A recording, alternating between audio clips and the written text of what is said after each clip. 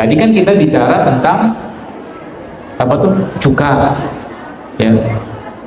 Maka cuka nih jamaah sekalian, salah satu cara untuk mencegah terjadi lonjakan gula. Tapi kalau saya ditanya, kalau Anda tanya sama saya, apa pembakar lemak, ya, apa pembakar lemak dan pembakar gula yang paling efektif yang Allah benamkan dalam tubuh kita, maka jawabannya apa? Enggak. Dok, adakah resep buat dengkul? Ada. Dengkul itu paling mudah kalau Anda menggunakan resep yang berasal dari. Jadi zaman sekalian bicara tentang bicara tentang kesehatan, ya. Saya itu semakin hari semakin takjub, ya, makin takjub bahwa memang ketika kita mentadaburi ayat dalam surat Alam tara kaifa fa'ala rabbuka bi ashabil fil, dan situ walaqad khalaqnal insana fi ahsani taqwim. Jadi manusia itu diciptakan Allah dalam keadaan yang sempurna. Jadi memang Masya Allah, ya, kita tahu bahwa tubuh kita ini terkoneksi satu dengan yang lainnya, itu satu. Dan dia punya penguatnya, dia juga punya pengganggunya. Kita akan fokus di dua hal itu aja. Dia punya penguatnya, dia punya juga pengganggunya. Dan pengganggunya ini, ya, kalau dibiarkan terus-menerus, itu justru malah bisa berefek bahkan bahaya, fatal ke tubuh kita. Ya, pengganggu, saya sebutnya pengganggu saja. Dan memang kalau dia sudah di manage, ya, diatur, ya, maka tubuh itu bisa memperbaiki dirinya sendiri. Ya, makanya kita tahu bahwa konsep sehat dalam syariat atau konsep sehat dalam Islam itu bukan outside to inside, tapi inside to outside. Jadi konsep sehat dalam Islam itu adalah dari dalam keluar dulu, baru itu bisa sehat konsepnya. Kita kan mendengar dulu kan ada istilah, sebenarnya bukan istilah dari Islam tentunya, ya, yang berbunyi di dalam tubuh yang kuat terdapat jiwa yang sehat. Nah, ini bergerak begini ketahuan dengkul, ya. Makanya nanti kapan-kapan di rumah habis sholat gitu, ya, habis sholat apa di musola di masjid, coba latihan tiap hari jalan 20 langkah aja, tapi jongkok, jalan jongkok 20 langkah. Nanti saya ajarin caranya apa-apa yang harus kita lakukan, ya, supaya badan kita tetap fit sampai waktunya kita ngembaliin ini kepada Allah. Gitu kan. Jadi kalau umat Islam itu atau kaum muslimin itu kalau ditanya untuk apa sih hidup sehat, toh mati juga kan gitu. Ya. Sehat itu investasi, dia kayak Anda atau kita punya kendaraan, ya mas sekalian. Ya, kalau seandainya nggak dirawat pasti berantakan gitu kan. Dan kalau Anda baca tentang ayat-ayat yang Allah jelaskan dalam Al-Quran, salah satunya itu berkaitan sama kata-kata khutuwat atau tipu daya syaitan, ya, maka dalam bab tentang makanan pun ada kata khutuwat yang Allah sematkan di situ. Wa qulu mimma fil ardh halalan thayyib wa la tattabi'u khutuwati syaitan, kata Allah. Makalah yang halal lagi baik dan jangan ikuti langkah-langkah syaitan. Maka dalam bahasa atau dalam ilmu Quran itu ada namanya munasabah. Munasabah itu hubungan ayat dengan ayat, surat dengan surat, ya. Maka ada urusan apa Allah ngomong, Allah bicara tentang makanan halal dan baik, tapi habis itu Allah juga ngomong jangan ikuti langkah-langkah syaitan. Karena memang ternyata urusan permakanan ini, ya, sebenarnya tidak lepas dari talbis atau tipu daya syaitan, ya, iblis. Gak jauh dari situ. Sehingga akhirnya apa? Tujuannya apa? Tugasnya apa? Tujuan besarnya adalah supaya manusia nggak sehat. Kalau nggak sehat apa yang terjadi? Sholat kita nggak bisa sempurna, ibadah kita nggak bisa sempurna, kan gitu. Ya. Makanya dalam syariat ini itu diberikan panduan-panduannya, ya. Nanti mudah-mudahan saya bisa spill beberapa yang bisa Anda jadikan pesan pulang yang kalau Anda ikutin ini sebenarnya mudah sekali. Ya, mudah sekali kita untuk mendapatkan badan atau tubuh yang sehat, ya. Dan itu tuh nggak perlu, bahkan nggak perlu biaya, ya seperti itu. Nah, baik, satu poin pertama kita akan bahas adalah bahwa ternyata kesehatan itu ya tidak lepas dari rasa, emosi. Satu, ya kita tahu atau kita pernah mendengar hadis Nabi Sallallahu Alaihi Wasallam. Nabi menjelaskan izal sholat jasad kullu, kata Nabi, ya bahwa tubuh atau dalam tubuh manusia itu terdapat segumpal daging, kalau dia baik semua, dia rusak semua. Ya, sebenarnya bab tentang ini tuh kalau diurai lebih dalam lagi, maka kita akan mulai mencari benang merah di situ. Ya, apa benang merahnya? Atau mungkin apa cluenya di situ? Kenapa sampai Nabi Alaihissalam berdoa memohon kepada Allah agar dihindarkan atau berlindung pada Allah dari beberapa sifat, ya, atau keadaan hati tertentu. Contoh, Allahumma inni a'udzubika minal hammi wal hazan, ini gitu kan. Aku berlindung kepada Allah dari sedih, takut, malas, bakhil, pengecut. Sebab apa? Itu mungkin kayaknya rasa atau sifat tertentu orang, ya. Tapi saya katakan demi Allah, ya, sifat-sifat atau karakter-karakter tertentu seperti itu akan membuat apa? Akan membuat seseorang itu juga punya karakter penyakit yang sama. Baik, saya kasih tahu ini keluarga sekarang, ini keluarga present sekarangnya, ini keluarga sebelumnya, ini keluarga setelahnya, artinya sudah punya cucu. Ini kakeknya, ini bapaknya, cucunya. Ini jantung, ini jantung, ini kan diabetes, ini kanker, ini autoimun. Ada nggak cari benang merah di situ? Apakah cuma disekin atau apakah kita hanya menyalahkan makanan? Enggak dong. Makanan itu cuma triggernya doang. Tapi pertanyaannya, sekarang saya tanya, ini kita tes. Di sebelah kanan saya, banyak soto gini loh.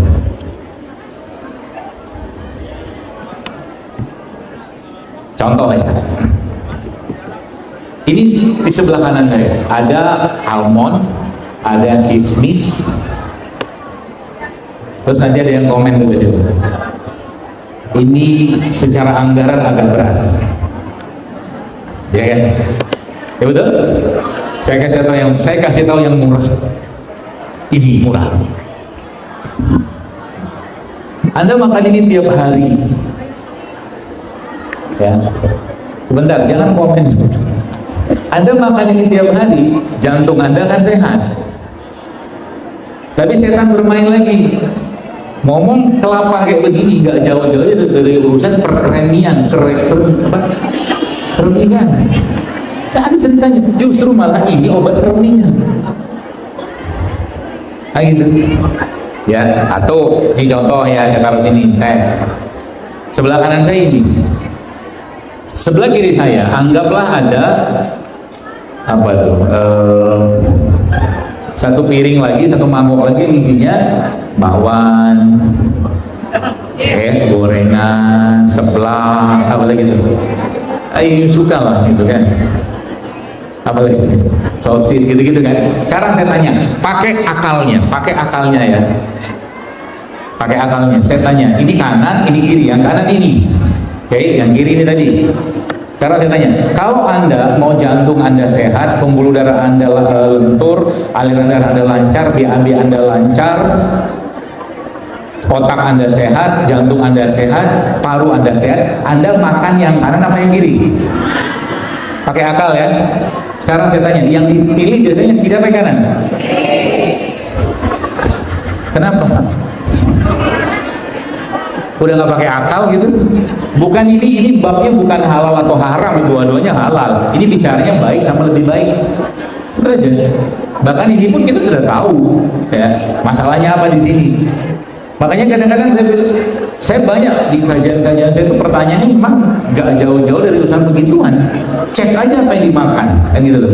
Artinya apa? Untuk makan kayak begini butuh effort, butuh usaha. Itulah yang sekarang orang-orang di luar sana sebutnya mindful eating. Mindful. Makan itu paham apa yang dimakan, maknanya apa, tujuannya apa, dia paham, makanya dia mau makan itu. Gitu. Ya. Nah, pertanyaannya, Pertanyaannya, kalaulah katakanlah yang dilihat, kalaulah yang dimakan, yang sebelah kiri ini isinya tepung terigu dengan beraneka nama. Oke, sekarang saya tanya lagi, kalau dia terus-menerus makan itu, kira-kira jantungnya akan sehat kan? Enggak. BAB-nya akan lancar? Tidak. Terus pertanyaannya, kenapa dia makan itu? Mulai mikir kan? Terus kenapa makan ini? Gitu loh. Jadi ada satu kaidah yang saya pelajari dari salah satu guru saya, mengatakan bahwa makanan yang kita makan cerminan jiwa kita. Makanan yang kita makan itu cerminan jiwa kita.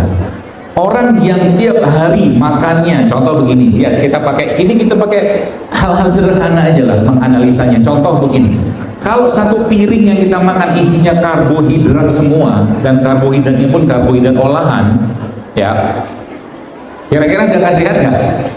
Pasti tidak lah. Tapi faktanya kita lakukan tiap hari. Contoh pagi-pagi, kalau saya pribadi penganut katakanlah itu ya mazhab yang pagi itu nggak sarapan. Kalau saya ada beberapa pandangan, tapi kalau saya, kalaupun mau makan pagi-pagi, jangan banyak karbo olahan di pagi hari. Faktanya apa? Pagi-pagi kita makan nasi uduk lah, nasi goreng lah. Ada temannya nggak? Ada bakwan. Sini apa? Bala-bala. Itu kan? Pakai kerupuk nggak? Pakai. Minumnya apa? Teh manis. Kita urai satu. Teh manis ada gulanya, sudah karbo. Nasi udah karbo. Ada bakwan, ada bala-bala, tepung udah karbo. Pakai kerupuk ada 4 karbonya, hat-trick dia. Terus datang pergi kerja. Sampai di kerja kira-kira bersemangat, vitalitas atau ngantuk? Terus kenapa dikerjain terus-menerus? Tawa-tawa lu pada. Itulah futuhatnya gitu kan.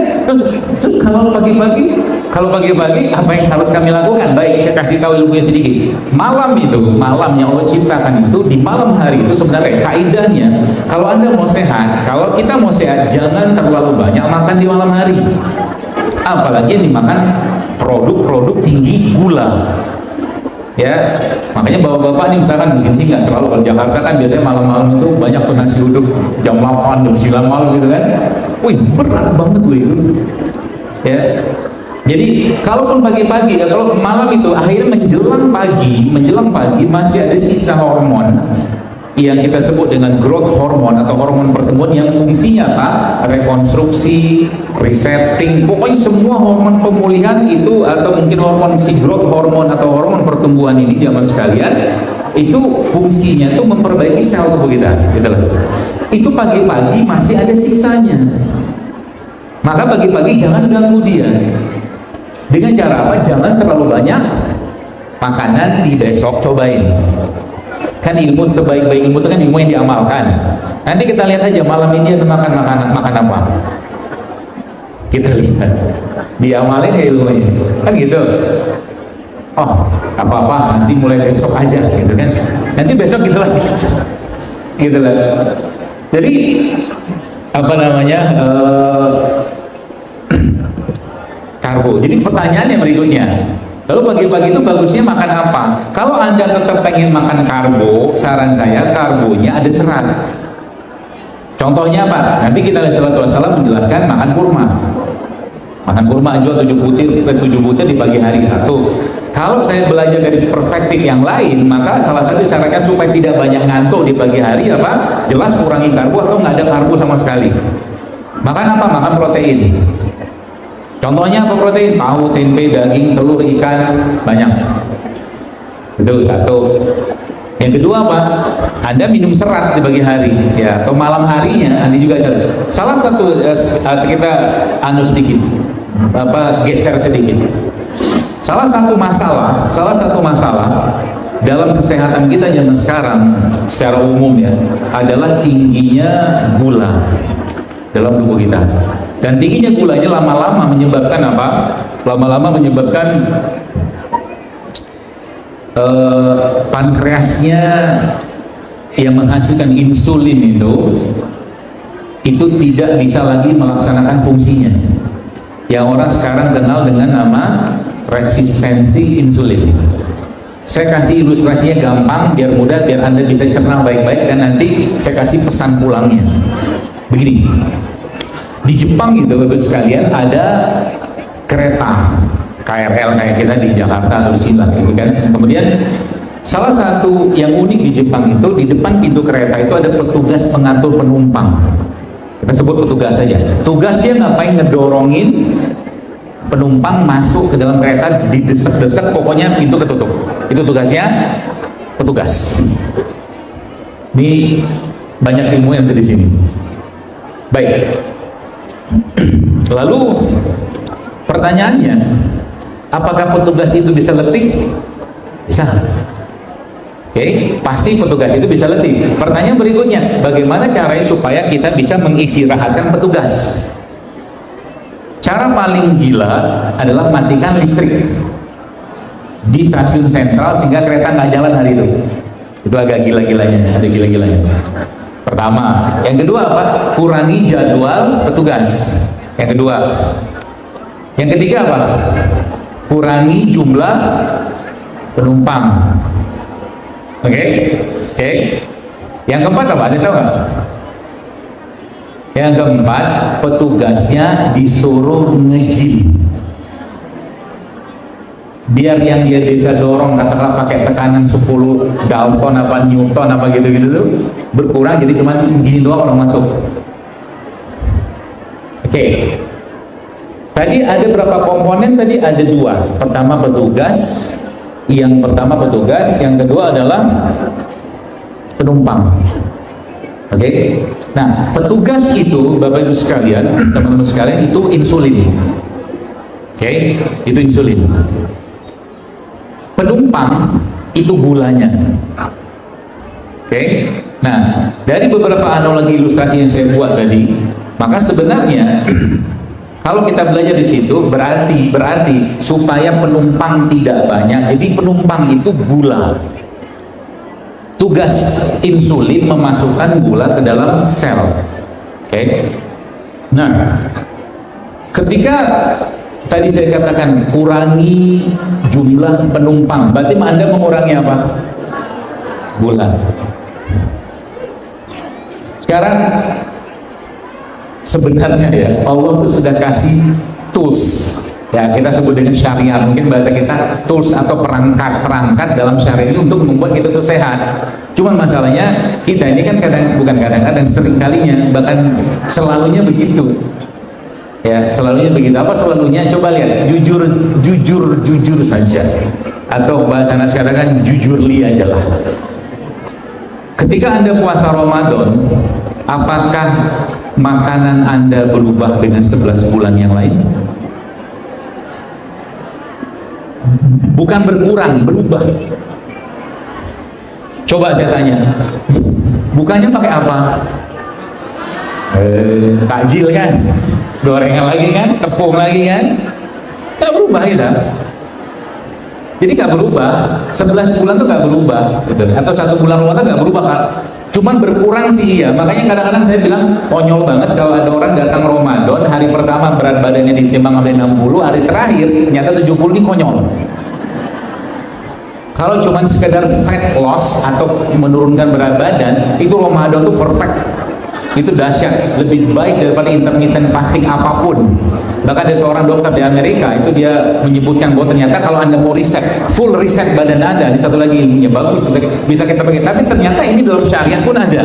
Dia katakan begini, kalau Anda mau seluruh sistem hormon kita reset, dia bilang, Anda puasa selama 72 jam.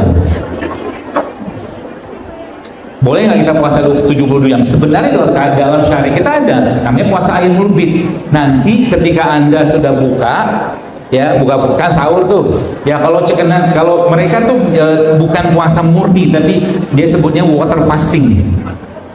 Jadi 3 hari itu minum air aja terus. Seluruh sistem reset, growth hormon Anda memuncak, semua kaidah-kaidah atau mungkin nilai-nilai yang berhubungan dengan hormon, semua itu akan diperbaiki kepada keseimbangannya. Tapi butuh 72 jam. kata dia. Kurangi sedikit 48, oke lumayan. Ada lagi yang dibilang 24 jam, itu semua by research semua. Makanya sebenarnya dalam Islam kita semua sudah punya fitur itu gitu loh. Cuman kita nggak pakai. Nggak pakai kita. Puasa itu susah nggak? Susah. Susah. Makanya kutiba alaikumusiyam. Kata-kata kutiba itu bukan sembarangan. Anda bayangin kalau seandainya tanpa puasa Ramadan, berapa banyak orang yang mau puasa sunnah? Dikit banget, dikit banget. Tapi karena ini ibadah yang pahalanya besarnya luar biasa, efek ke badannya pasti juga luar biasa. Oke, kita kembali ke itu tadi, ke kereta tadi, ke spill. Jadi berarti cara hidup sehat sesuai syarat yang paling gampang itu apa? Puasa. Banyakin aja puasa. Sekarang karena orang ada beberapa yang nggak mau puasa begini, dia bikinlah intermittent fasting dari mulai 16 jam ya puasa, dia nilai makannya 8 jam turun jadi 20 atau 4 jamnya dia makan atau 20 seterusnya kayak gitu lah ya. Tapi kalau mau coba nanti 48 atau 24 jam tuh Anda nggak makan apa-apa kecuali minum air putih aja. Tapi dari awal badannya disiapin supaya nggak kaget ya. Kalau kaget biasanya kelingan pusing dia gitu. Nah, kembali gitu tadi, berarti ngurangi karbo. Jadi sekarang kalau kita mau jujur, hampir tiap hari kita makan berlimpah dengan karbohidrat. Sayangnya karbohidratnya adalah karbohidrat yang miskin serat. Contohnya apa?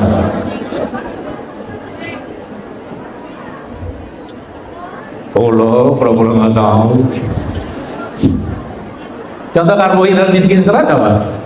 Ya itulah, ini goreng-goreng itu kan. Ada nggak yang karbohidrat tinggi serat? Banyak. Daerah Jawa Barat ini berlimpah dengan karbohidrat tinggi serat. Ubi jalar, ubi kayu, singkong, ubi jelembu itu semua karbohidrat tinggi serat. Termasuk ubi-umbian itu. Tadi kemarin waktu saya dalam perjalanan ke Jakarta dari sini, salah satu sahabat saya di mobil itu membeli ubi jelembu. Saya kalau makan ubi jelembu, mana pernah saya buang kulitnya? Pasti saya makan kulitnya. Karena justru malah serat itu juga ada di situ, antioksidannya ada di situ, seratnya ada di situ. Gitu. Kentang juga sama, kita kupas kentangnya gitu kan, kulit kentang itu untuk kita ngambil dagingnya aja. Padahal kulit kentang itu justru malah banyak sekali, nanti cuma di browsing tinggal baca kok. Kecuali kulit duren. Nah itu saya datang. Tapi kulit duren bagian dalam yang putih itu mengandung saponin. Saponin itu adalah satu zat yang bisa menghilangkan lemak. Kayak kita sabun cuci tangan itu ada saponinnya tuh. Makanya orang yang makan duren ada lemak-lemak bau-bau, gosok pakai itu hilang baunya. Gitu kan? Seperti itu. Nah, kita kembali ke gula. Berarti kaidah pertama, kalau Anda mau badan Anda fit tiap hari, kurangi karbo. Pertanyaannya, apakah kami tidak boleh makan karbo sama sekali? Tergantung kebutuhan Anda. Apalagi umur-umur yang sudah 40 tahun ke atas, sebaiknya jangan terlalu banyak karbo. Banyakin aja protein. Itu paling mudahnya kayak begitu. Satu, ya. Jadi contoh karbohidrat yang atau karbo atau gula yang karbohidrat miskin serat itu apa ya? Terigu, gitu loh. Produknya apa contohnya? Roti-rotian. Ya, Anda bisa bayangkan ya beratnya beban tubuh kita itu ketika ada orang minum atau makan roti manis, roti putih, white bread itu minumnya pakai teh manis. Asik banget di sini. Ya, nanti saya kasih tahu ajarin. Berarti kan apa yang terjadi ketika berlimpah ruah gula yang masuk tadi itu? Apa yang terjadi? Ada satu kaidah namanya glucose spike. Glucose spike itu lonjakan gula yang terjadi setelah orang makan makanan tinggi gula. Saya kasih ajarin caranya supaya jangan terjadi lonjakan gula ketika kita makan. Oke, caranya begini. Ini baru satu kita bahas mengurangi gula kan. Baik, Anda bayangin ketika tadi ada orang makan nasi goreng ada bakwannya, ya misalkan gitu ya, ada kerupuknya, dia minum es teh manis, itu kan karbonya berlimpah ruah tuh, pasti terjadi lonjakan gula dalam tubuhnya. Pertanyaan berikutnya, bagaimana cara kita mencegah terjadinya lonjakan gula ketika kita makan kayak begituan? Dokter, saya belum bisa meninggalkan begituan. Oke, tidak apa-apa. Cara pertama apa? Sebelum Anda makan begituan, sebelum ada orang makan begituan yang tinggi gula tadi, Anda minum cuka dulu. Cuka apa? Cuka apel, cuka ananas, asal jangan cuka sintetik itu. Yang itu. Cuka, minum cuka. Yang Nabi kita SAW menjelaskan bahwa sebaik-baik lauk adalah cuka. Ini semua jamaah sekalian, pentingnya apa? Pentingnya apa? Gak bikin konslet lambung kita sebenarnya nanti pada akhirnya. Ya, itu satu cuka. Sebelum makan, contoh begini, oke, Anda tetap pengen makan nasi goreng, gitu kan? Sebenarnya dalam nasi goreng itu ada satu produk yang tinggi serat di situ, yang sering dijadikan hiasan dan tidak dimakan. Daun selada ya. Itu tinggi serat, saking tinggi dibiarin sama orang, dimakan pun enggak kan gitu kan. Ada dua yang tinggi serat dalam nasi goreng itu. Satunya daun selada, satu lagi apa? Acarnya. Jadi kalau Anda pengen makan nasi goreng versi saya, dokter makan nasi goreng udah lama banget nggak makan nasi goreng. Tapi kalau saya bikin nasi goreng, biasanya saya nggak goreng, langsung aja nasi gitu saya kasih bumbu, udah makan. Tapi nasinya pun cari nasi yang berserat. Contoh nasi berserat apa? Nasi merah, nasi hitam, nasi hitam ada, nasi coklat, atau nasi yang Anda campurkan dengan minyak. Bisa. Jadi nanti buat nanak nasi itu, Anda campurkan dengan VCO zaitun di situ. Ketika nanti sudah matang, itu juga mengurangi gula. Gitu. Bisa, atau dicampurkan dalam nasi itu dengan biji-bijian juga bisa. Jadi banyak caranya sebenarnya. Ya, baik. Itu tadi satu cuka. Ya. Makanya saya postingan begini tuh banyak banget kan iklan-iklan yang beredar. Padahal saya nggak jualan cuka loh. Nggak jualan cuka, nggak jualan obat lutut, nggak jualan obat penumbuh rambut. Banyak banget iklannya. Cuplik muncul di TikTok, saya di sana di sana sini gitu kan. Dokter, ini produknya dokternya. Ada pula itu yang macam-macam lah gitu kan, buat ginjal lah, yang dikabarkan seorang ahli kardiologi tewas di jalan tol. Beritanya ampun itu, nauzubillah min dzalik, kayak air. Gitu lah. Itu satu ya, cuka. Nah ini saya kasih tahu ini. Jadi malam itu, tadi saya jelaskan malam itu, kenapa saya katakan jangan terlalu banyak makanan yang mengandung gula tinggi ketika malam hari, supaya apa? Lagi di malam hari tubuh kita itu sedang riset, sedang memproses makanan yang masuk, sehingga malam-malam itu jangan banyak makan. Kalau bisa sih, kalau saya lebih menyarankan sebelum matahari tenggelam, makanlah. Setelah matahari tenggelam jangan banyak makan lagi. Karena kita mau rehat. Oke? Nah, malam hari itu supaya misalkan nih, tubuh kita bukan supaya, agar tubuh kita itu tidak terlalu tinggi gulanya ketika malam. Nah, menjelang tidur Anda minum cuka itu. 2 sendok makan boleh, Anda campurkan air, minum cuka itu. Nanti tidurnya akan nyenyak. Tambahkan lagi bisa pakai ini.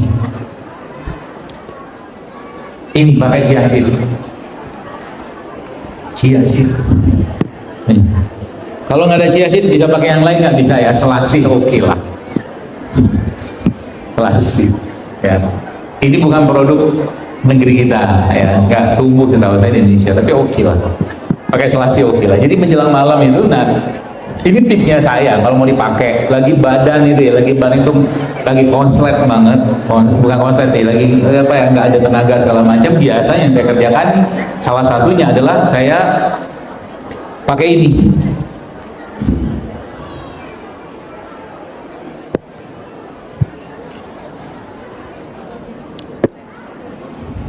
Jadi ini jeruk lemon ini dipotong. Sebelum dipotong diapain supaya airnya banyak, diguding-giniin gitu, jadi airnya nanti banyak. Kalau nggak punya alatnya di rumah gitu, anggaplah ini percobaan lah ya.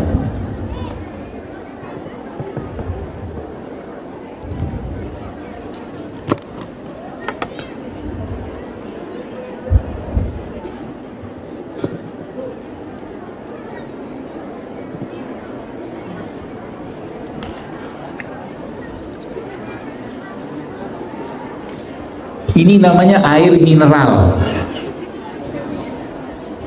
paham ya?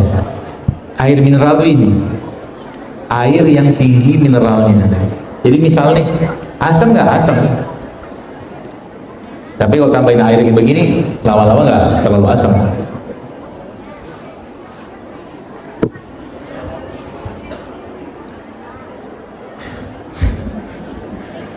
Gemrobios kalau orang Jawa bilang. Udah mulai basah bajunya. Baik. Jadi kalau lagi badan gak enak gitu ya, kadang-kadang saya campur ini. Campur harusnya direndam. Rendam yang bangsa 1 jam lah gitu kan. Tapi kalau nggak direndam pakai air panas atau air hangat sedikit bisa ngembang nanti. Campurin ke sini, katakanlah kayak begini. Terus diaduk-aduk gitu lah, terus minum. Udah gitu. Asam. Termasuk ini.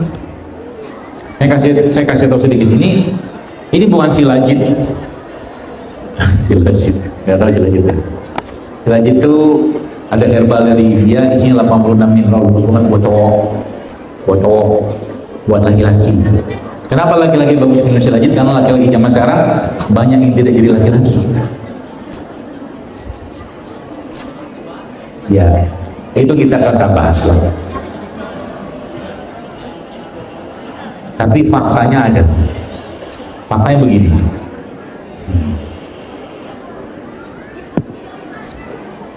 Ada satu penelitian, saya pernah baca bahwa laki-laki di tahun-tahun sekarang ini yang umurnya 30 tahunan, kadar hormon laki-lakinya sama kayak laki-laki di umur 60 tahunan di tahun 80-an. Paham maksudnya? Terus kenapa?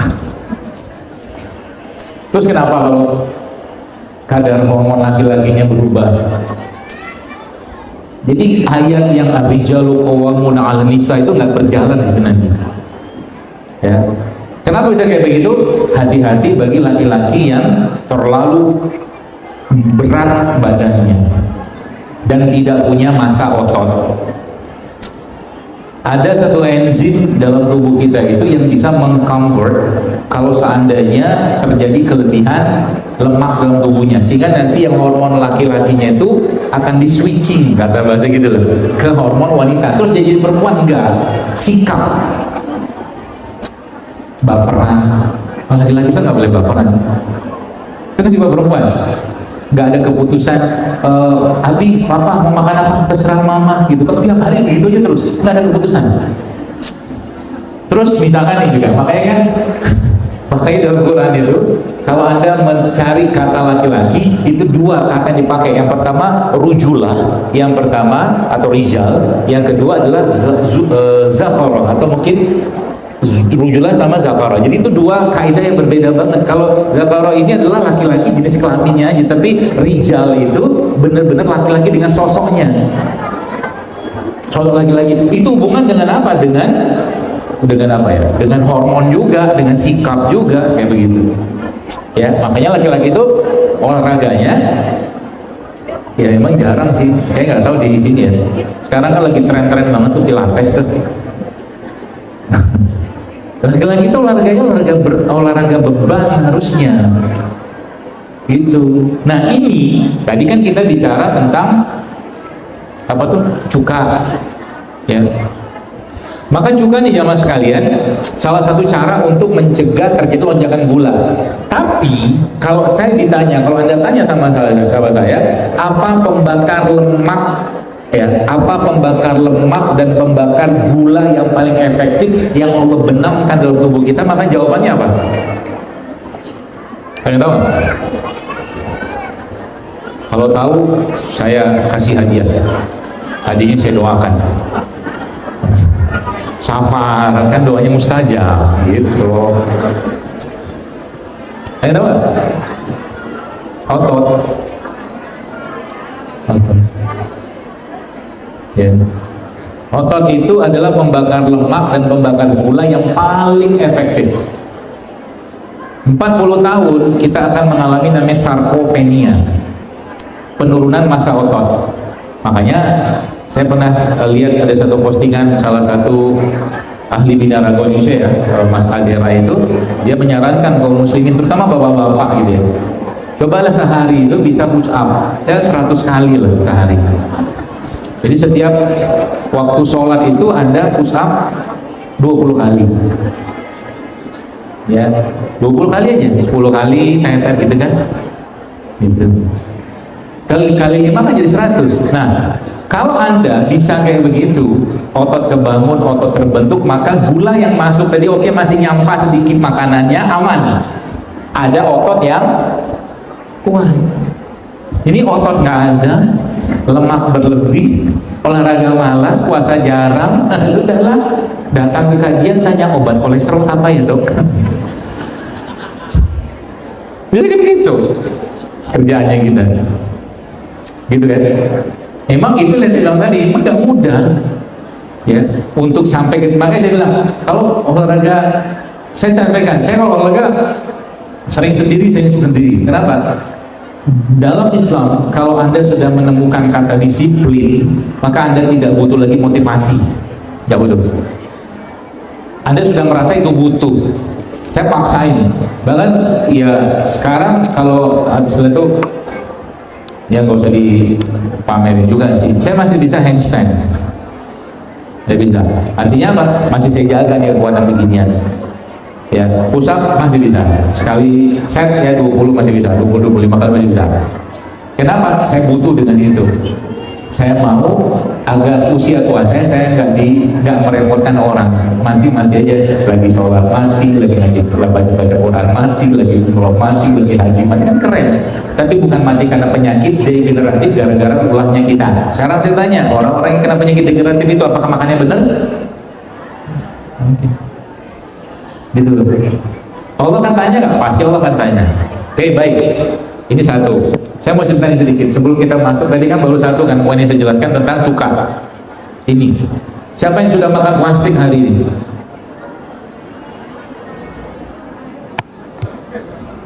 Awang aku. Siapa yang sudah makan plastik hari? Baik, saya ajarkan di mana Anda mendapatkan plastik atau di mana orang mendapatkan plastik. Pagi-pagi ketika beli bubur ayam, bungkusnya pakai apa? Styrofoam kan? Di atas styrofoamnya dialasin kan? Ada apa itu bahasanya? Plastik kan? Oke, satu plastik. Ada mikroplastik kan situ? Ada. Terus yang kedua, waktu pagi-pagi tadi sikat gigi, brushnya itu plastik atau bambu? Masuk nggak kira-kira? Aduh, masuk. Masalahnya plastik ini nggak bisa terurai, di badan kita nggak bisa terurai. Dia cuma bisa plastik itu diikat, ya. Jadi plastik itu cuma bisa diikat. Apa senyawa yang bisa mengikat plastik atau mikroplastik? Ini asam jawa. Tapi ini bukan asam jawa, ini asam tasik. Kan di Tasik. Alhamdulillah Allah mengabulkan permohonan saya. Ada kipas angin. Udah basah bajunya soalnya.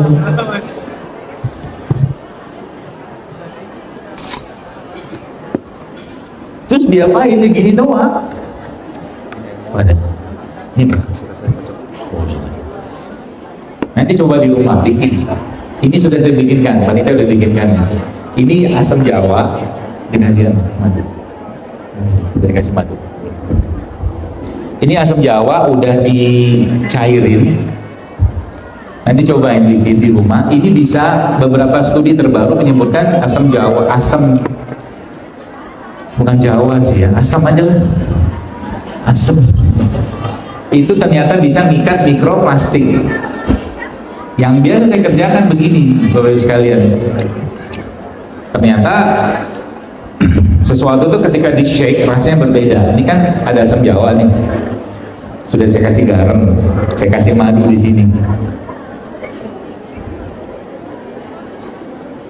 gitu. Berapa banyak? Sesuka hati saya. Terus diapain? Di-shake.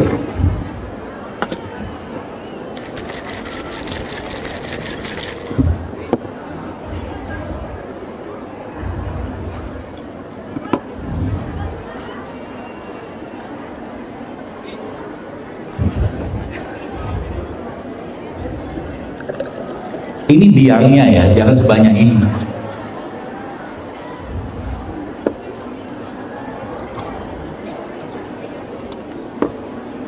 Es batu. Terus dikasih apa? Dikasih es batu. Wih.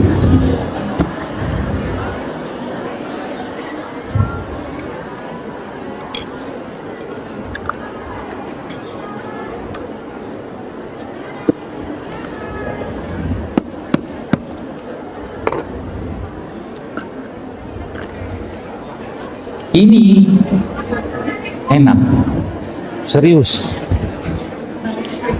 enak beneran. Dan ini bukan sekedar enak doang. Ini minuman yang bisa tadi ngikat mikroplastik itu satu. Yang kedua apa? Dia juga bisa ngikat logam berat. Asam ini. Kita coba. Bismillah. Mohon maaf, cuman bikin sendiri. Tapi nanti kamu bikin masih ada.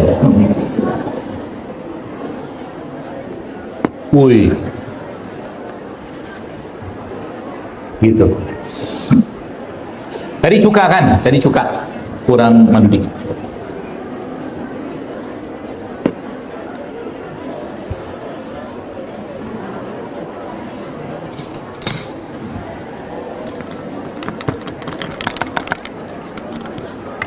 Terus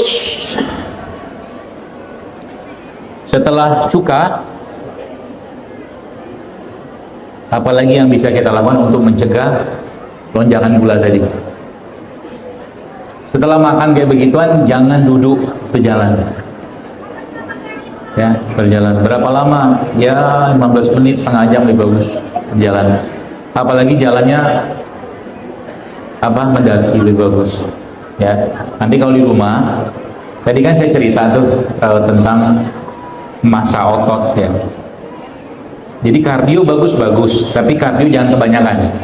Kalau saya, kardionya cukup beberapa menit saja, setengah jam, 15 menit, habis itu Anda main beban.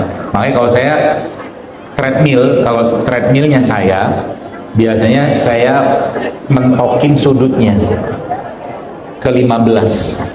Sudutnya itu, kecepatannya nggak usah tinggi-tinggi, cuman itu aja, 3 aja. Jadi 3, 30, kaidahnya begitu.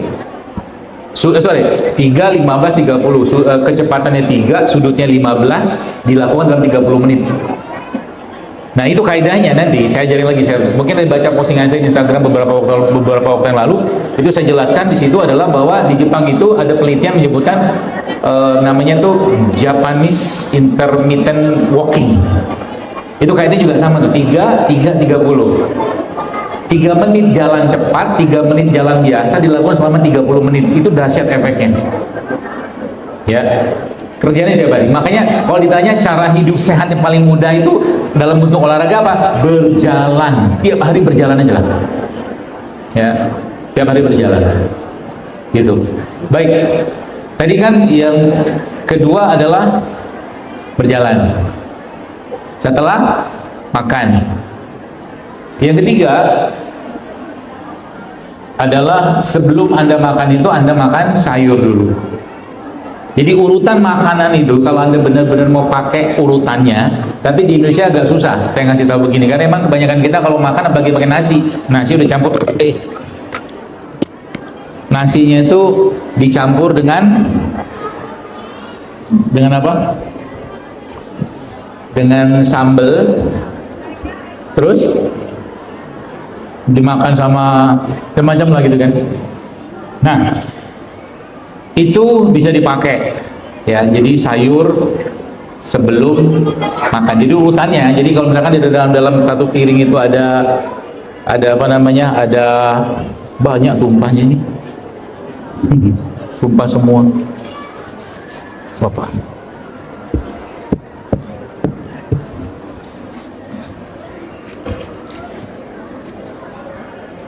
Jadi yang dimakan pertama adalah sayur. Yang pertama, supaya tidak terjadi lonjakan gula. Yang dimakan kedua adalah daging, proteinnya. Yang dimakan ketiga, terakhir baru karbonya. Urutan begitu. Mungkin kedengarannya agak aneh, tapi coba aja nih kerjakan. Kerjakan model kayak begitu, hasilnya tidak akan ngantuk habis makan. Gitu. Jadi itu yang keberapa itu? Ketiga. Yang keempat itu tadi, tambahin massa otot.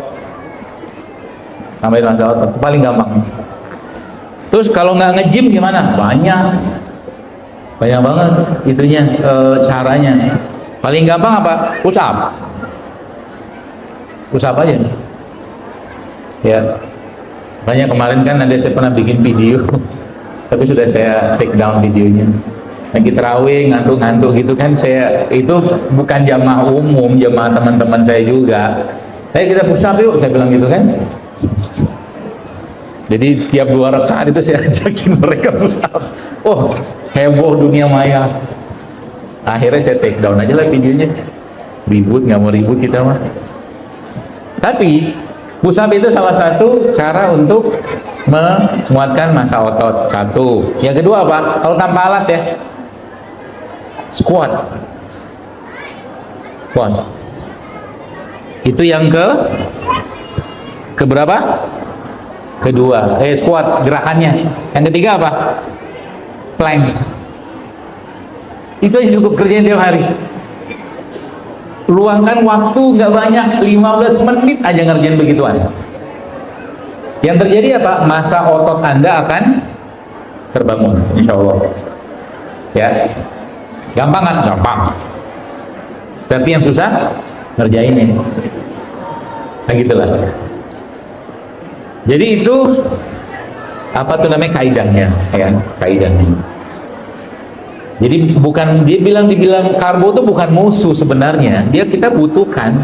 Tapi kalau dia berlebihan, itu masalahnya. Apalagi karbo yang kita makan itu miskin serat. Contoh karbo yang miskin serat zaman sekarang apa? Selain tepung tadi loh, nasi.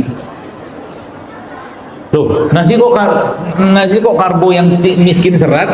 Yalah, yang makan seratnya siapa? Ayam. Ya, yang dikasih ke ayam apa? Bekatul, sekamnya. Iya kan? Dikasih kayak itu ke ayam. Kita makan karbonya. Makanya kalau Anda buka di online market itu, harga bekatul atau sekam itu lebih mahal daripada beras. Makanya kalau saya pesan, misalkan di sini banyak penggilingan padi gitu kan, jadi giling berasnya itu jangan terlalu banyak, terlalu putih, supaya masih ada kulit arinya itu. Kulit arinya itulah seratnya di situ. Ya, itu. Dan banyak serat itu, jamaah sekalian, sebenarnya Allah apa istilahnya ya? Allah benamkan di dalam lemak. Ya maka saya bilang tadi kan ini. Ini siapa namanya si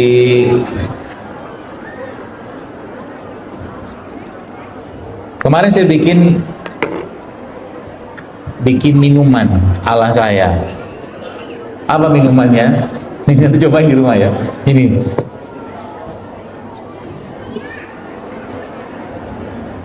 Pakai pepaya. Tapi kalau saya praktekin basah bajunya. Oh salah ya, nanti buat di rumah aja ya. Pepaya ini dipotong.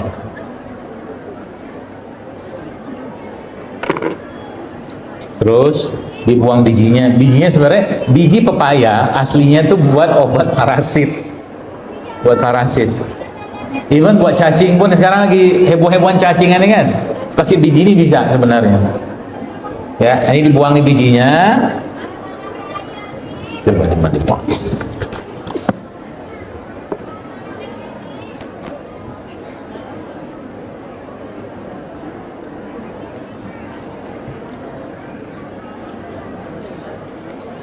Terus dikerok, ya, coba kerokin. Oke, setelah dikerok dikasih apa? Dikasih ini. Setelah itu diapain? Kasih ini. Ini dipotong kecil-kecil, kayak boba, kayak bobanya. Ini dasar kan? Tapi jangan dikeras-keras banget lah. Kan ada yang ngobrol. Nah, bukan begitu. Hancurin. Salah, hancurin. Jadi toppingnya ini, ya. Kita ngomongnya dulu.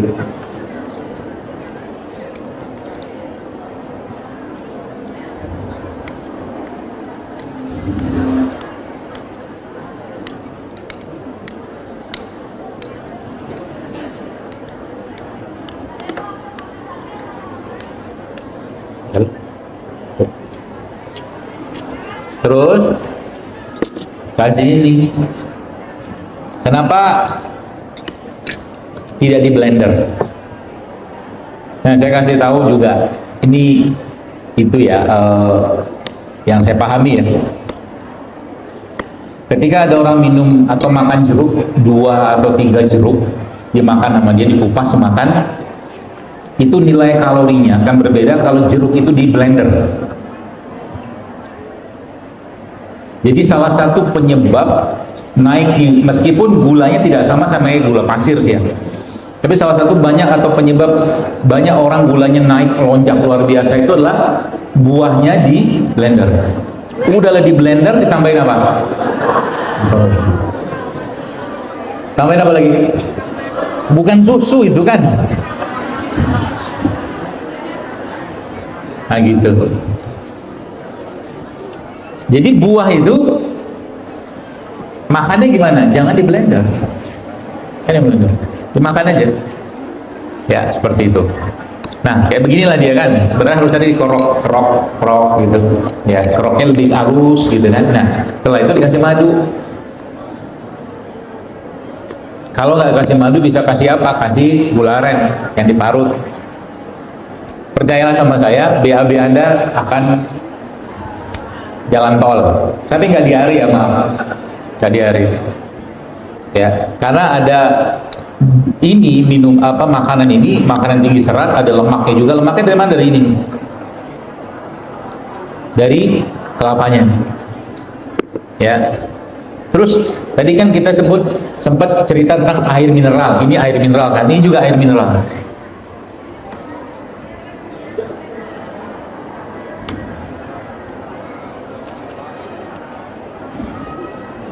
Apa beda air kelapa sama air kelapa muda sama air kelapa tua? Beda dari umur.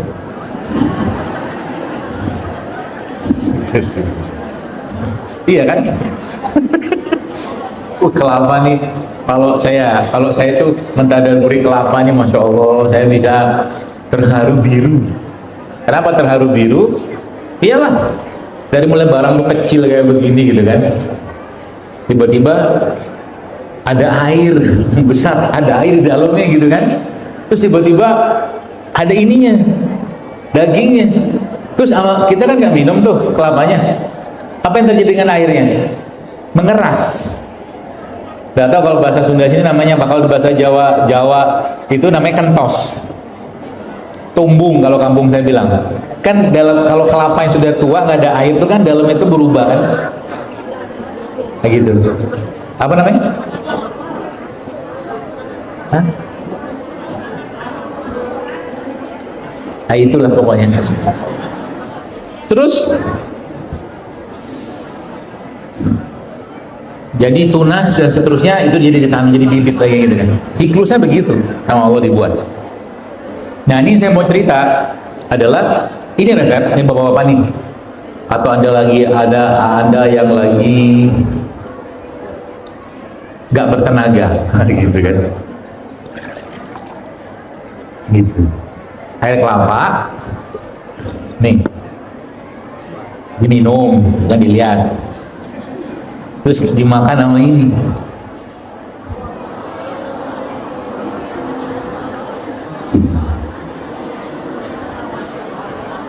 Enak nggak? Enak. Kenapa? Aduh. Kenapa makan telur sama ini? Bakteri dalam kelapa ini suka banget dengan albumin di sini. Ketemu tuh barang tuh. Anda kan punya power, tenaga lagi tuh. Ceritanya begitu. Kalau ada kelapa tuanya kayak begini, udah dimakan aja kelapanya. Di apa namanya? Di begini makan, minum ini sama ini. Jadi habis sepedaan jangan makan gorengan. Ini cobain ya. Kelapa sampai ketemu ini. Ya, saya cobain. Ini sayang makan aja ya.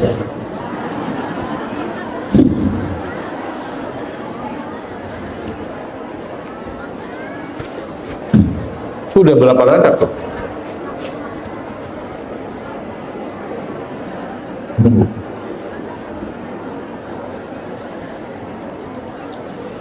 Ada soda-sodanya.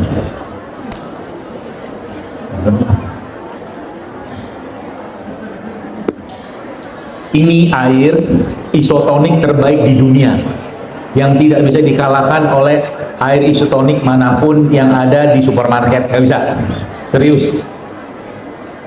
Makanya jangan hobi makan makanan yang dikemas, tapi sukalah makan yang dikupas.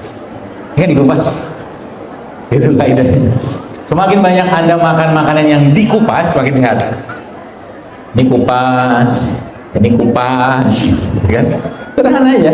Dan makanlah makanan, ya. Banyak zaman sekarang tuh fake food, makanan palsu, iya kan?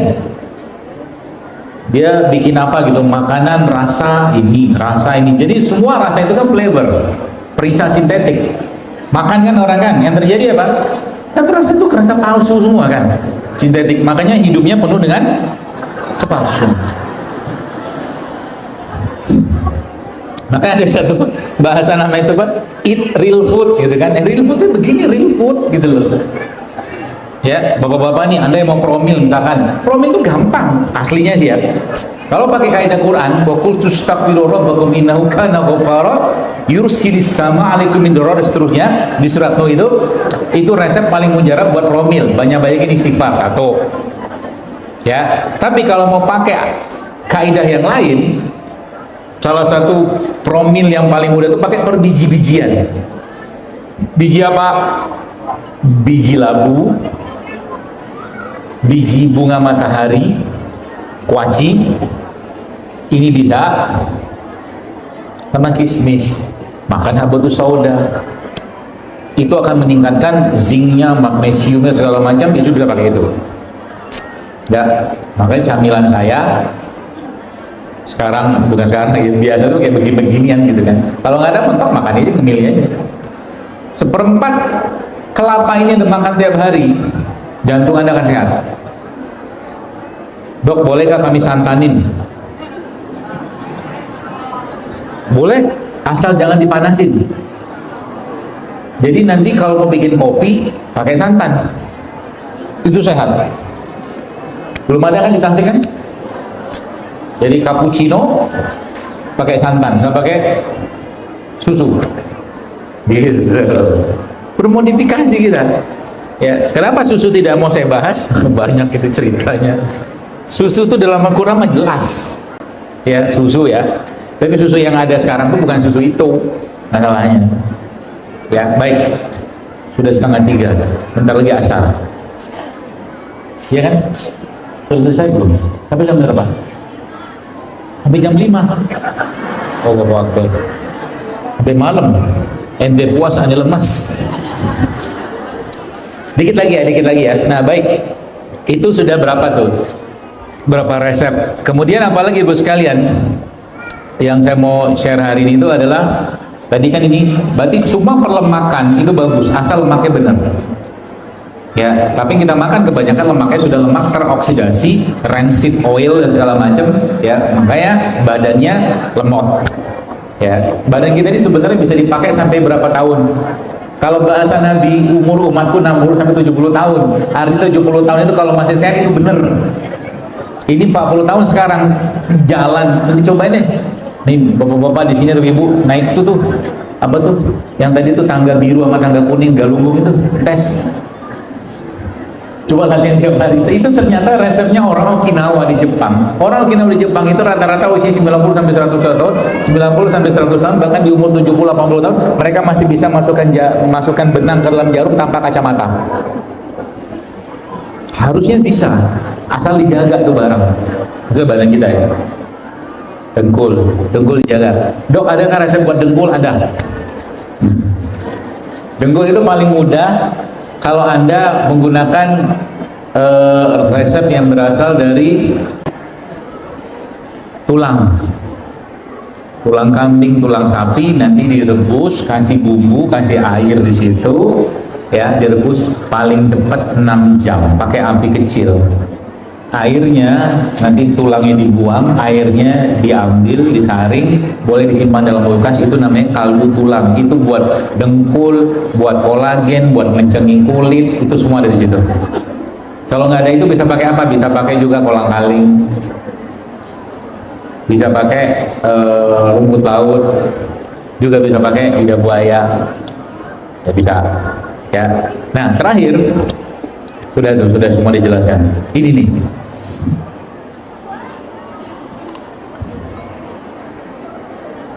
Si perkunyitan, rimpangan ini, ya. Jadi masya Allah ya Bapak sekalian, Allah menciptakan banyak sekali ya keajaiban dalam barang ini yang saya kagumi luar biasa. Ya, contoh. Kalau kita baca datanya ternyata memang kunyit itu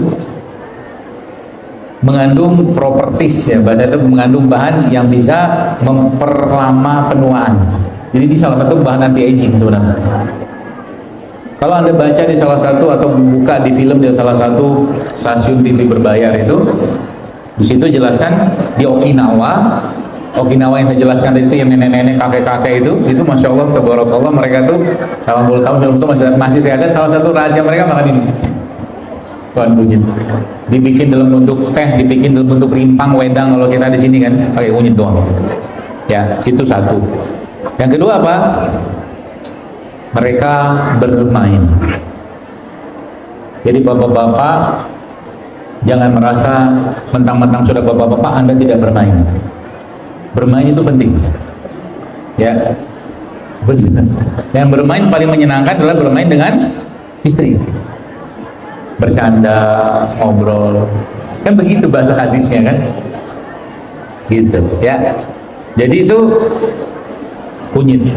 Ya. Satu lagi yang mereka pakai apa di situ? Ubi ungu. Jadi sebenarnya makanan ini ya, kalau benar-benar Anda makan tanpa banyak pengolahan di situ, percayalah ya, badan kita stabil insya Allah, tidak ada masalah.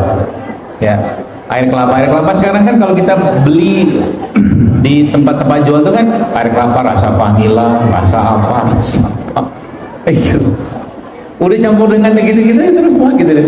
Jadi kita nggak ketemu lagi yang barang asli itu kayak apa, ya. Itu satu. Jadi ini juga ini si kunyit ini bisa Anda pakai buat mengikat logam berat. Semua jenis perlogaman diikat sama dia pakai perkunyitan ini. Ya, rimpang ya, bisa. Termasuk juga ini kan, ini kencur. Ya kan, satu rombongan itu rimpang itu. Ya, ada kunyitnya, ada kencurnya, ada temulawaknya dan seterusnya. Ya, gitu. Jadi banyak sekali cara-cara untuk hidup sehat. Jadi yang kita bisa aplikasikan, amalkan tiap hari. Jadi pagi-pagi nih misalkan Anda pagi sebelum berangkat kerja atau sebelum aktivitas, mentok-mentok nggak ada waktu apapun bikin beginian. Kalau saya sampai sekarang masih suka bikin ini. Saya potong sendiri, saya parut sendiri. Bahkan kemarin dalam perjalanan dari Jakarta ke sini, saya di rumah bikin ini nih, bikin asam Jawa sendiri. Bikin apa? bikin kunyit, bikin kunyit sendiri, saya bikin jeruk lemon. Saya tahu di jalan susah dapat makanan dan minuman yang benar. Jadi minimal ada backupnya saya, gitu loh. Susah nggak susah sih buat saya, sudah menyenangkan buat saya. Ini cara saya atau makanan jiwa saya. Ya bikinnya pun nggak sedikit, banyak orang saya atau buat banyak orang. Ya kita bisa pakai itu. Nah itu, dan terakhir Bapak sekalian, sebelum saya kembalikan kepada moderator, satu kaidah yang paling penting tentang tubuh kita ini Bapak Ibu adalah perlambungan atau perususan atau pencernaan kita. Kuncinya semua kesehatan tubuh kita ini dipegang, kuncinya itu di pencernaan. Ya, kunci di pencernaan. Kalau pencernaannya bagus, ususnya bagus, lambungnya bagus, maka benar semua insya Allah. Pertanyaan berikutnya, kalau mau benerin lambung, katakanlah sebagai organ di situ yang kita bisa soroti, maka apa yang harus kita lakukan? Yang harus kita dilakukan cuma dua sebenarnya. Kasih dia makanan yang benar, yaitu apa? Serat. Ini serat. Ya, ini serat. Ya, satu. Yang kedua, kasih dia temennya.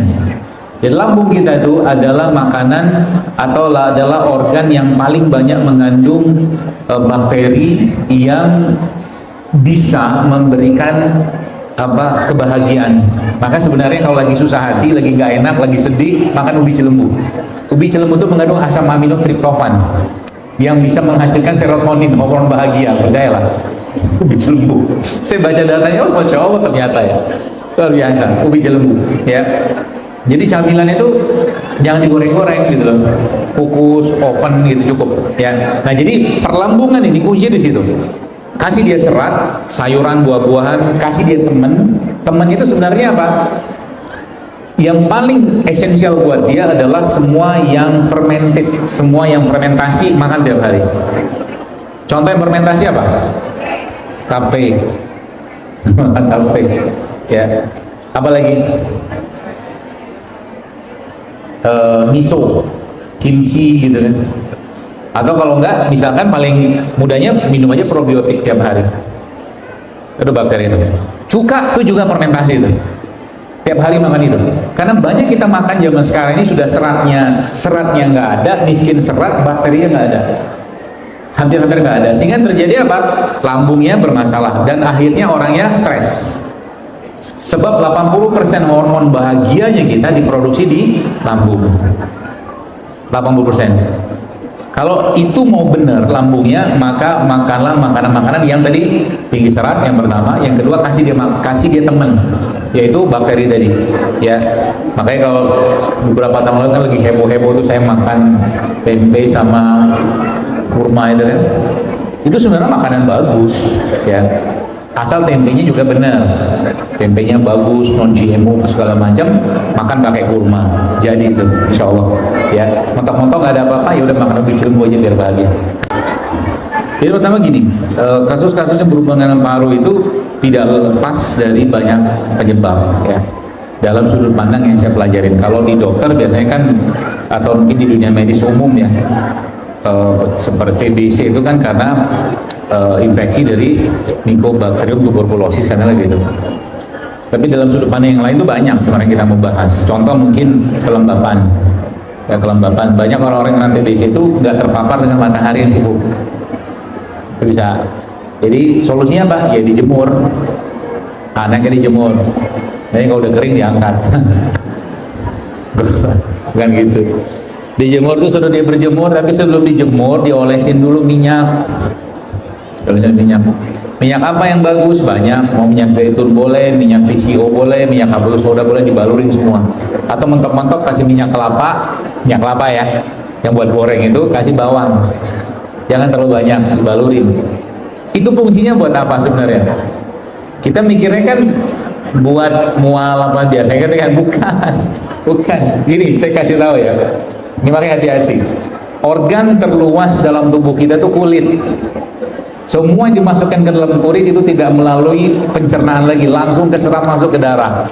Makanya hati-hati dengan menggunakan skincare, toiletries, kosmetik segala macam yang banyak mengandung endokrin disruptor.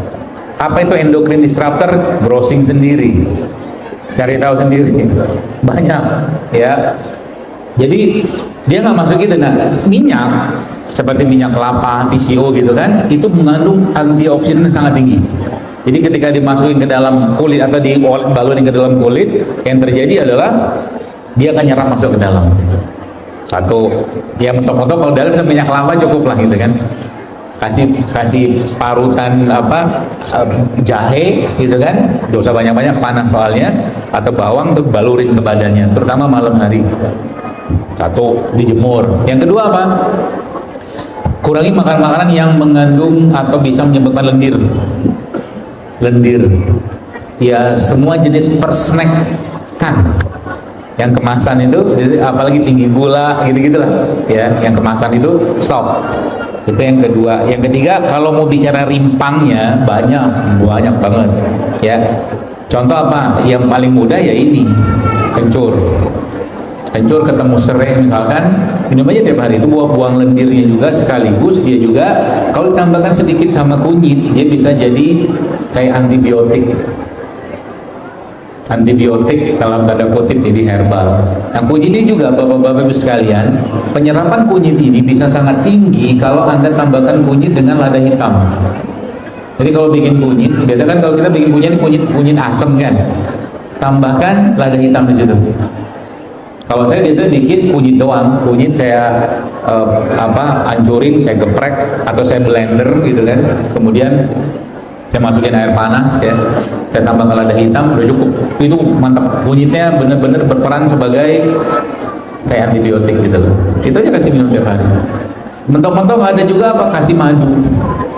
Ya kalau nggak mau repot lagi ya ada produk saya di depan itu kayaknya, itu buat paru ya, Fix Me namanya, itu bisa dipakai juga itu. Udah pakai. Oh itu kasih terus tiap hari. Ya cukup insya Allah. Itu mungkin ya. Terima kasih dok. Turun tangan dulu sebelumnya untuk akhwat sekarang. Turun dulu tangannya. 1, 2, 3. Ibu buat contohnya, silakan. Iya, ada mikrofonnya. Panitia.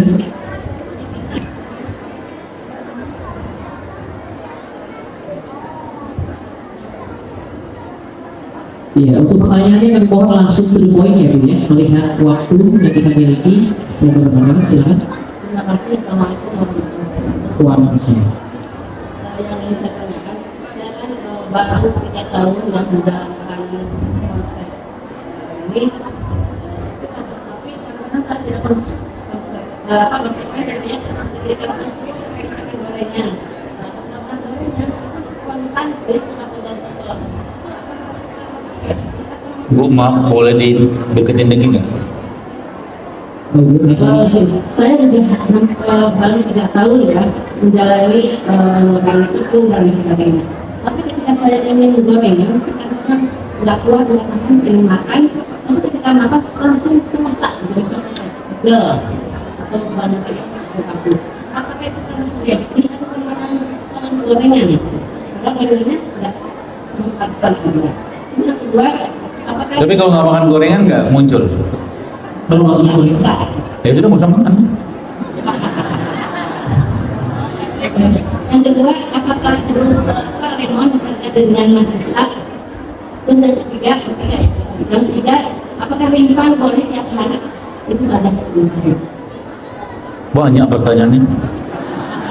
Kalau ini Iya.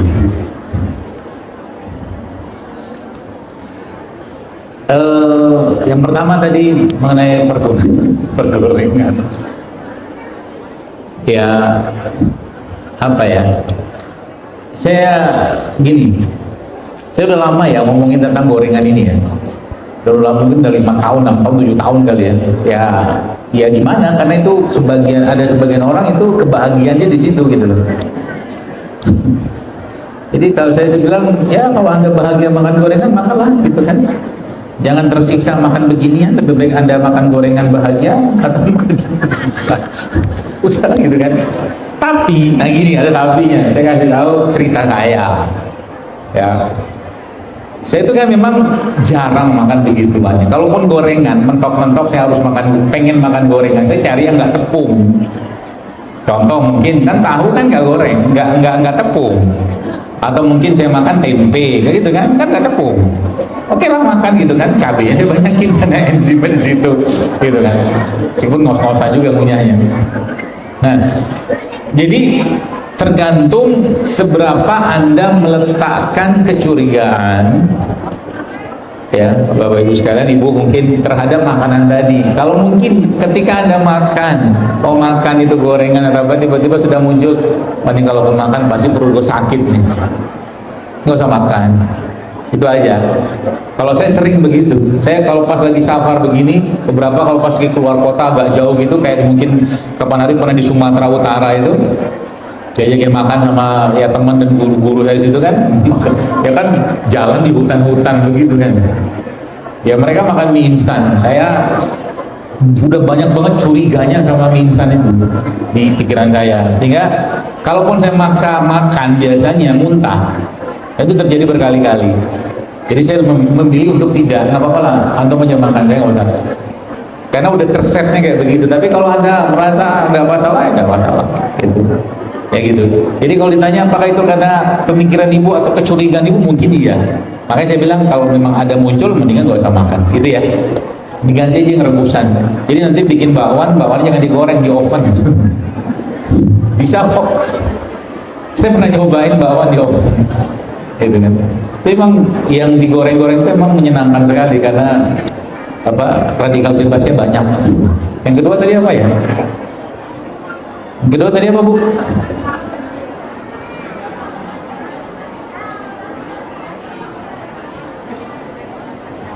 Belum nyala.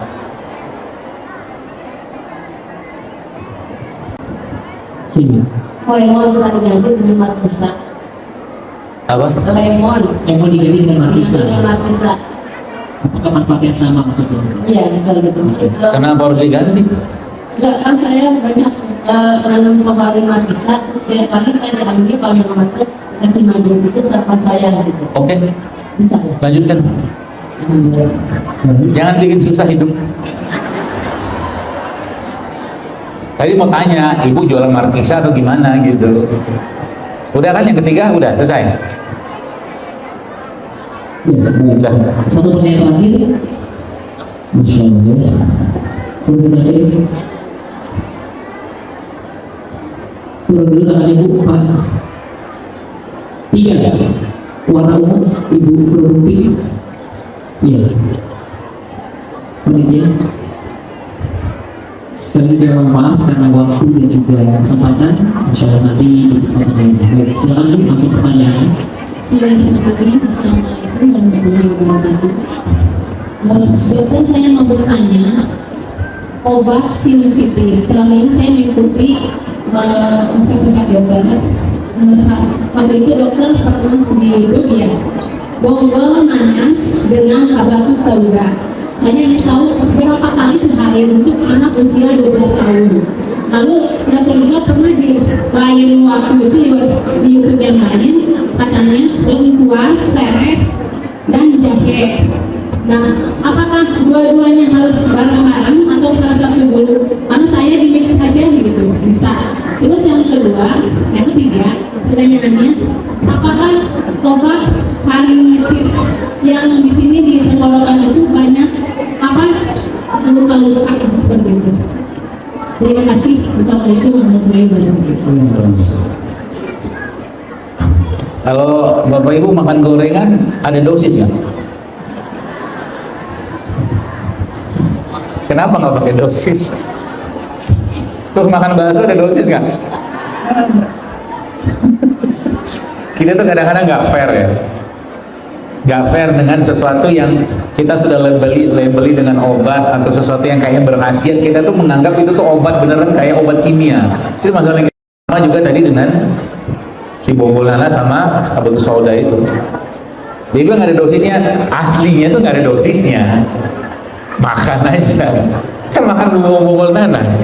Bonggol nanas kandungan gulanya tinggi nggak setinggi nanas atau daging nanasnya, tapi enzimnya tinggi banget. Ketemu sama habatus sauda, dia jadi obat. Dia bukan obat sih, dia jadi apa ya? Formula buat sinusitis gitu loh. Jadi ya bonggol nanas diambil, nanti dimulai di blender ya, campurin habatus sauda mungkin 1 sendok makan yang serbuk biji itu, minum tiap hari ya 2 kali 3 kali cukup lah. Ya itu satu, atau juga pakai yang tadi bisa jelaskan jahe apa lengkuas serai itu juga bisa, ya kunyit juga bisa, atau propolis juga bisa, ya itu, atau juga sinus juga bisa dibekam di sini, daerah sini yang dibekam, ya atau bisa pakai rimpang-rimpangan yang sifatnya membersihkan lendir. Contohnya apa? Cengkeh, kapulaga, gitu. Ya bisa insya Allah. Atau bunga lawang, ya tuh. Cukup Bu, insya Allah dua kali sehari cukup lah. Dan kalau berlebihan pun insya Allah aman, tidak ada masalah. Ya. Juga mungkin saya belum pernah juga ketemu dengan orang kebanyakan makan kunyit kan nggak ada. Ya. Kalau Anda baca datanya, kunyit itu kalau mau pakai dosis maksimalnya, setahu saya, seingat saya sih, saya lupa, saya harus murojaah lagi. Kita 250 gram sehari, kan banyak banget. Banyak banget, 1/4 kilo, nggak mungkin juga cuma 1/4 kilo. Jadi kalau makan kunyit cuma sekelingking gini, itu dikit banget. Aman sebenarnya, relatif aman. Meskipun ada beberapa jenis herbal yang memang kita jarang dapatkan dan memang peruntukannya itu memang spesifik ya, tapi kalau yang Allah ciptakan itu agak banyak ya, kayak kunyit apa segala macam, relatively aman itu ya Bu ya.